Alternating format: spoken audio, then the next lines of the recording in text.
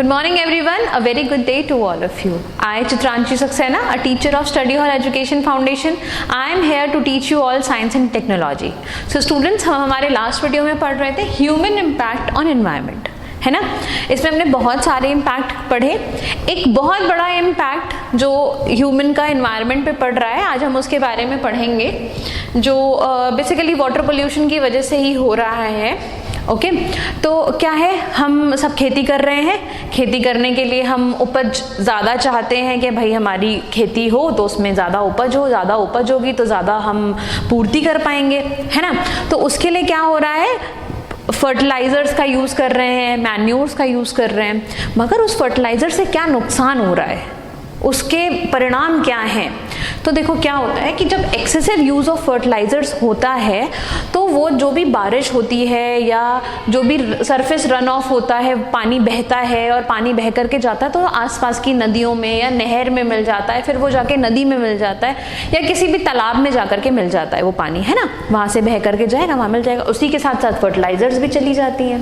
ठीक, जब फर्टिलाइजर्स चली जाती हैं तो जो भी एक्सेसिव फर्टिलाइजर्स हैं, पेस्टिसाइड्स हैं, वो जब जाएंगी और वो एक तालाब में, सपोज हम तालाब का एग्जांपल लेते हैं, पॉन्ड का, पॉन्ड में जाकर के इकट्ठा हो गई। अब होता क्या है, जब पॉन्ड में जाकर के इकट्ठी हो गई तो वहाँ की जो एल्गी है उसकी भी ग्रोथ बढ़ गई, है ना। जब उसको न्यूट्रिएंट्स मिले, फर्टिलाइजर्स मिले तो उनकी भी ग्रोथ बढ़ गई। उससे क्या हुआ, एल्गल ब्लूम हुआ। ठीक, खूब एल्गी खूब ग्रो कर रही है, ज़्यादा एल्गी ग्रो कर रही है। उसने क्या किया, ऑक्सीजन का यूज़ करना स्टार्ट कर दिया। ज़्यादा ऑक्सीजन यूज़ कर रही है, सारा ऑक्सीजन यूज़ होने लगी और डाई होने लगी, वो मरने लगी। साथ ही साथ बैक्टीरिया और डिकम्पोजर्स उसको डिकम्पोज करने लगे, वो भी ऑक्सीजन का ज़्यादा यूज़ करने लगे।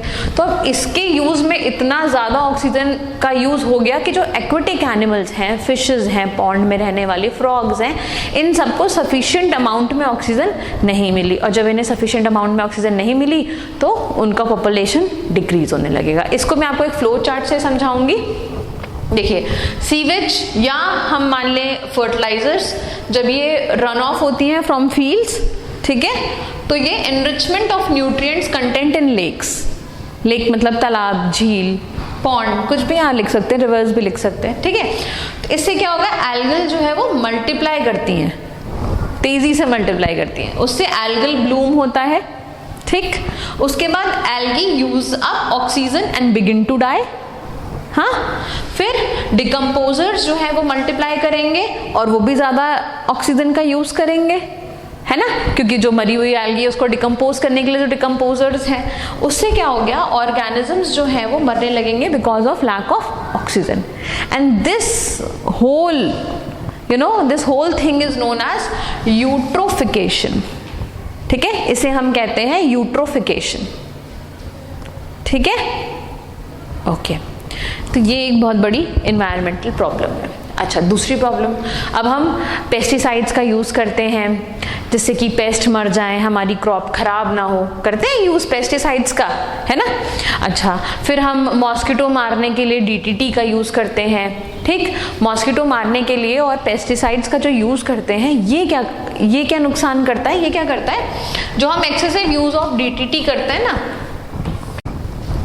बायोमैग्निफिकेशन में क्या होता है कि जो भी हम पेस्टिसाइड्स का यूज़ कर रहे हैं कीड़े मकोड़ों को मारने के लिए, ठीक है, इसमें क्या है, ये बहुत ही हार्मफुल, नॉन बायोडिग्रेडेबल इसमें केमिकल्स होते हैं जो ये जाते हैं और जब ये पानी के साथ जाकर के मिल जाते हैं तो ये बायोमैग्निफिकेशन जैसी चीज़ें कॉज करते हैं। क्यों, ये कम अमाउंट में होते हैं तब तक तो ठीक है, धीरे धीरे जो ये कोई भी फूड चेन, एक हम एग्जांपल ले लें, उस फूड चेन में जब ये जाते हैं तो उनकी क्वांटिटी धीरे धीरे इंक्रीज करती जाती है और जब ये फाइनल कंज्यूमर तक पहुँचते हैं तब तक इनकी क्वान्टिटी इतनी इंक्रीज कर चुकी होती है कि ये उस पर्टिकुलर ऑर्गेनिज्म में प्रॉब्लम्स कॉज करने लगते हैं। अब हम फूड चेन का एक एग्जाम्पल ले लेते हैं। फॉर एग्जाम्पल पॉन्ड का एग्जाम्पल ले लेते हैं। वाटर है पॉन्ड में, ठीक है, उसमें जो डीडीटी की मात्रा है वो है 0.2 पार्ट पर मिलियन, यानी कि बहुत कम हुई, है ना, बहुत थोड़ी सी है बट है, 0.2 पार्ट पर मिलियन है।